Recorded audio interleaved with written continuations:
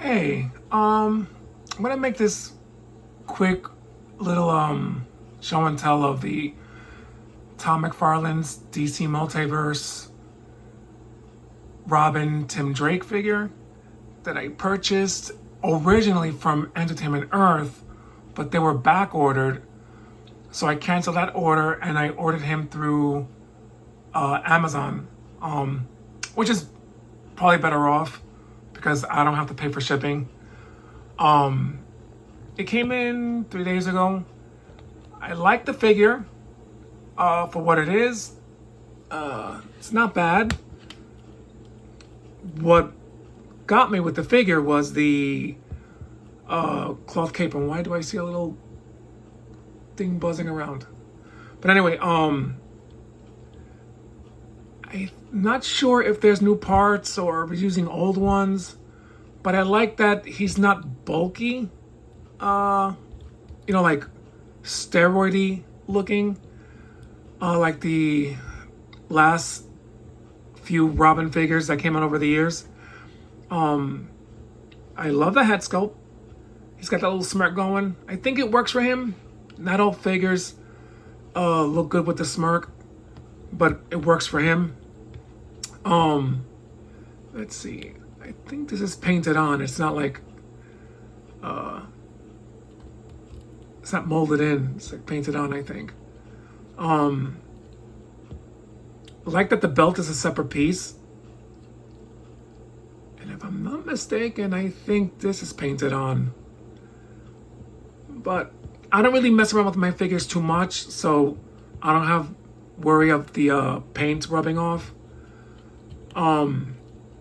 Of course, the standard articulation with these Mcfarlane figures. The cape, though, the wired cape, more of this. It really makes this, these figures pop, as opposed to the plastic, stationary capes. Let's see. You know what? If they ever make a Batgirl from 1967, Yvonne Craig, with a two-toned cape, that would be amazing. I pre-ordered the Batman TV Classics figure, 7-inch, so I'm waiting for that to come in the mail through Amazon. I just hope that he just doesn't make just Adam West and not do the rest. But yeah, for the 22 asking dollar price for this figure, the Tim Drake, it's not bad. Well, for me anyway, it's not bad. Really liking him a lot. Of course, he comes with a stand, which for some reason lately they are needed because standing these figures are becoming a bit of a pain. The artwork in the back isn't so bad. It's not bad. Now, here's some of the downsides to the figure. He comes with a bunch of hands, which isn't bad. You're probably asking, why am I griping about it? Fisty hands, cool. These other stuff, I'm not sure. He could have came with an extra pair of hands or two, but where's his staff? Correct me if I'm wrong. Doesn't Tim Drake Robin use a bow staff when he's fighting? I'm more familiar with Dick Grayson Robin. He's my favorite Robin. I love Dick in every sense of the word. Not even sure why I said that. But anyway, so I'm more familiar with him.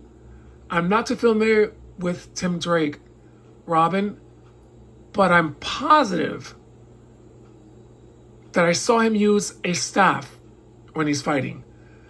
And that's one of my gripes with Todd Mcfarlane with these figures.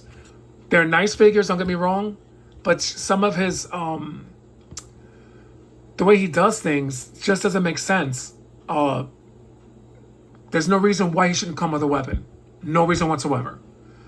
Just like Green Lantern, in the beginning, some of his figures came with constructs, but no Green Lantern to recharge his ring. I did not understand the thinking behind it. You know, I could see him complaining about Warner Brothers doesn't allow me to put guns with figures. Okay, fine, but the bow staff isn't a gun.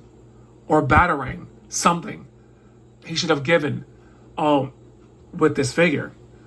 You know, as much as I like the figure, for what it is, you know, there should be a weapon in there. The extra hands are okay, but oh, I forgot this too. He comes with this, you know, little card.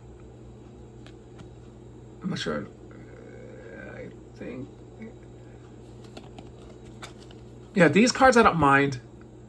I don't even mind the digital stuff either. As long as it doesn't detract or take away from the figure itself, it doesn't bother me.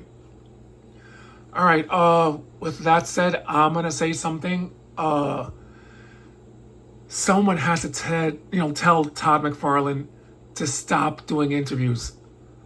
Someone in his camp has got to say, listen, you got to stay quiet when doing interviews or be a little more diplomatic. I saw an interview recently with him and Shartimusprime again, where he's saying wacky stuff. I don't know how else to put it. He's gotta learn how to respond. He's up there in age. He should be a little more wiser in his responses. And it was in reference to scaling issues that Shartimusprime brought up. And his response to him was ridiculous at best. Okay, so here's Tim Drake Robin to show the point he's making, Shartimusprime. Even though I'm not a big Shartimusprime fan, here is Nightfall Batman. Tim Drake is as tall, if not taller, than Nightfall Batman. Same thing with the first Nightwing figure that came out by Todd McFarlane.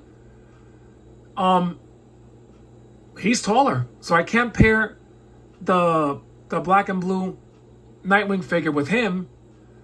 Nor I cannot pair Nightfall Nightwing with this Batman either.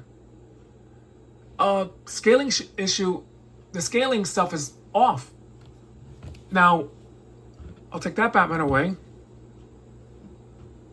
Don't fall. This Batman is okay. The Hush Batman. But you cannot pair him if it's not part of the storyline. Like, say, you can pair like him with Hush, but the other figures, it seems there's a discrepancy with the scaling.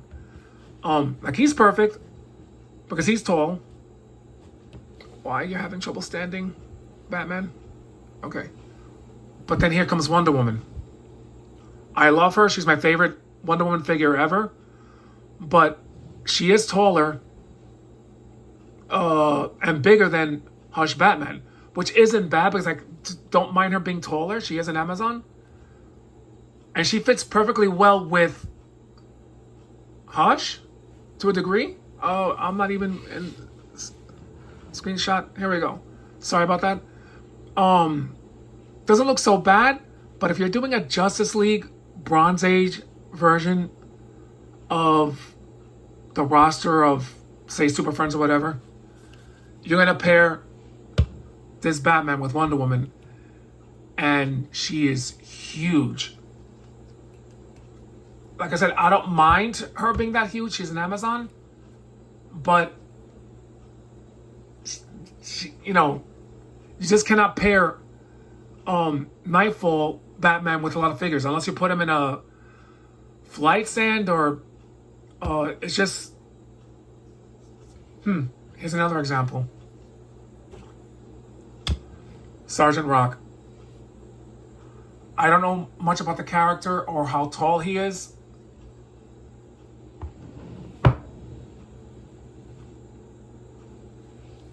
But Sergeant Rock, at least a half an inch taller than Nightfall Batman. So I'm not sure how tall Sergeant Rock is in the comic books compared to other characters, but he's pretty big. I'm gonna put Hush Batman next to Sergeant Rock. I think towers over Hush Batman as well. They're nice figures, but the scaling issue or problem should be addressed. And the way Todd Mcfarlane responded to Shartimusprime uncalled for, it was kind of rude, I think. He should have been more diplomatic in his response by saying, listen, we're trying to address the issue with the scaling. You know, hopefully in the future we can, you know, correct that. But his response was just terrible. And like I said, I'm not a huge fan of Shartimusprime, but, you know, when you're trying to make money off your fan base, and this is like the third or fourth time Todd McFarlane said something really ridiculous and belligerent in his response, it doesn't make him look good. And there are some people who just might not collect his figures. I think there are people saying that they don't collect his figures because of the scaling issue. And his fetish for Batman, that he makes 1,000 of them per month, is that someone in his camp has got to tell him, you know, when you're doing interviews, you got to watch what you say, because, like I said, I kind of felt bad for Shartimusprime, the way his response to him was. If you can find it online, go check it out. It was just ridiculous.